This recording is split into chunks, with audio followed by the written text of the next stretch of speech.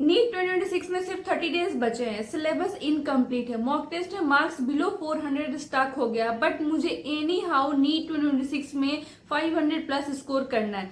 So hello everyone, this is Jyoti, welcome back to the channel. अगर आप भी ऐसा सोच रहे हो कि इन 30 डेज में कुछ भी कैसे भी करके मुझे 500 प्लस स्कोर करना है एंड अपना 100% देने के लिए रेडी हो, तो ये वीडियो आपको 500 प्लस स्कोर करने में बहुत हेल्पफुल होगी। कोई फेक मोटिवेशन नहीं है, कोई अनरियलिस्टिक प्लान नहीं है, बस एक प्रैक्टिकल स्ट्रेटजी बताऊंगी नीट 2026 में 500 प्लस स्कोर करने का। देखो, पहली बात याद रखो कि 500 प्लस स्कोर करने के लिए सिलेबस पूरा कंप्लीट होना जरूरी नहीं है। इस वीडियो में अपन कुछ स्टेप्स में बात करेंगे। सो पहले स्टार्ट करते हैं स्टेप नंबर 1 से, जो कि है डू और डाई चैप्टर्स। तीनों सब्जेक्ट के लिए डू और डाई चैप्टर्स कौन कौन से हैं जो आप इन 30 डेज में तो करने ही है। पहले स्टार्ट करते हैं बायोलॉजी। बायो में आपको टारगेट 300 प्लस का रखना है। इंपॉर्टेंट चैप्टर्स हैं human physiology, genetics, ecology and biotechnology. ये जो 4 यूनिट है वो आपको अच्छे से और पहले पढ़ना है। हाई वेटेज चैप्टर या डू और डाई चैप्टर्स का मतलब होता है कि आप उन चैप्टर से पढ़ना स्टार्ट करो और आपके पास टाइम बचता है तो बाकी सारे चैप्टर्स आप कर सकते। देन आप इतने यूनिट जो बायो के पढ़ रहे हो उसको आपको नीट के पहले 3 टाइम्स रिवाइज कर लेना। अब ये कुछ बच्चे बोलेंगे 3 टाइम्स कैसे पॉसिबल है रिवाइज करना। तो यार देखो, जैसे आप अभी वन शॉट वीडियो देख रहे हो, अगर चैप्टर कंप्लीट नहीं है, कभी वीडियो नहीं देखा तो, और या फिर अगर आपका पहले आपने वीडियो देख रखा है, आपको एनसीईआरटी पढ़नी है, तो आपने अभी फर्स्ट टाइम पढ़ के उसके क्वेश्चन लगाए। देन आप संडे को पूरे बायो का जितना आपने पूरे वीक में बायो पढ़ा वो आप रीड करोगे। देन उसके पहले आप नीट के पहले एक बार पढ़ के जाओगे पूरा चैप्टर, सारे चैप्टर जो बायो के हैं या जो भी इंपॉर्टेंट चैप्टर जितने आप पढ़ सकते हो एक महीने में। तो 3 बार आपके ऐसे ही हो जाते हैं, बाकी आपको क्वेश्चन प्रैक्टिस करनी। देन फिजिक्स में बात करें तो करंट इलेक्ट्रिसिटी है, मॉडर्न फिजिक्स है, रे ऑप्टिक्स है and Newton's laws of motion है। तो ये आपको अच्छे से करना है। इसमें आपको डेली फॉर्मूलेज रिवाइज करना है। डेली फॉर्मूले तभी रिवाइज कर पाओगे जब आपके पास शॉर्ट नोट्स होंगे और प्रैक्टिस पीवाईक्यूज। आपको पीवाईक्यूज पर ज्यादा से ज्यादा फोकस करना है। फिजिक्स में टारगेट लेके चलो कि 100 to 120 मार्क्स स्कोर करना है, लेकिन उससे पहले मुझे ये डू और डाई चैप्टर्स करने हैं। उसके अलावा अगर टाइम बचे तो आप दूसरे चैप्टर्स कर सकते हो। केमिस्ट्री में आपको chemical bonding, biomolecules, coordination, compound और जनरल ऑर्गेनिक केमिस्ट्री ये तो करने ही है। देन अपन स्टेप नंबर 2 की बात करते हैं, जो कि 30 डेज प्लान। 30 डेज में आपको क्या क्या कैसे कैसे करना है, इसको अपन ने 2 पार्ट में स्प्लिट किया है।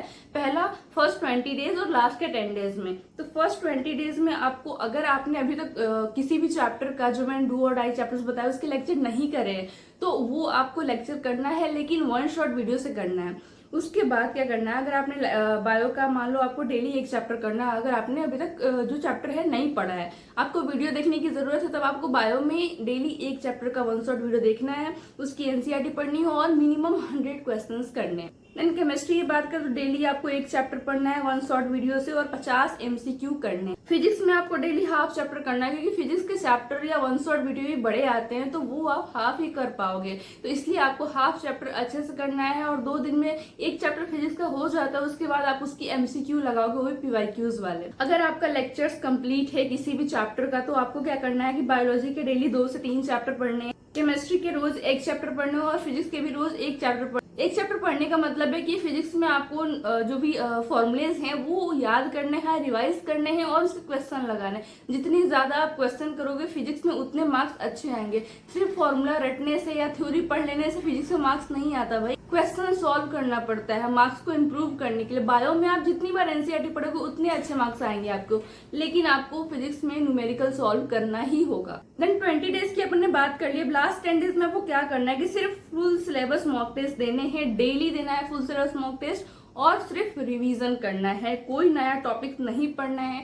मॉक टेस्ट देते हो तो मॉक टेस्ट की प्रॉपर एनालिसिस भी किया गया। स्टेप नंबर 3 है मॉक टेस्ट। अगर आप मॉक टेस्ट देते हो, एनालिसिस नहीं करते हो तो आपकी सारी मेहनत वेस्ट है। तो ये मत करना। अगर मॉक टेस्ट दे रहे हो तो उसकी प्रॉपर एनालिसिस करो और जो भी मिस्टेक आप देख रहे हो कि आपके मॉक टेस्ट में हो रही है, उस मिस्टेक को अपनी मिस्टेक नोटबुक में नोट डाउन करो। स्टेप नंबर 4 है डेली रूटीन। डेली रूटीन में डेली आपको 10 to 12 आवर स्टडी करना है।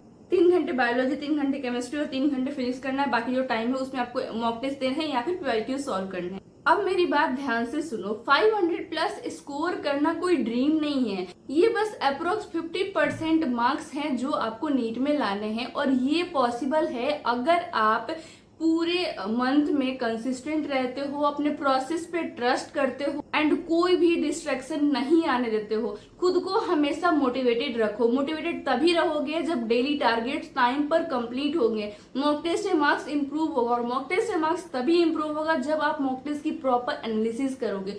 और कोई भी आपको नीट प्रिपरेशन से रिलेटेड डाउट हो तो आप मुझे कमेंट कर सकते हो या टेलीग्राम पर मैसेज कर सकते हो। टेलीग्राम की लिंक मैंने डिस्क्रिप्शन में दे रखी है। Thank you.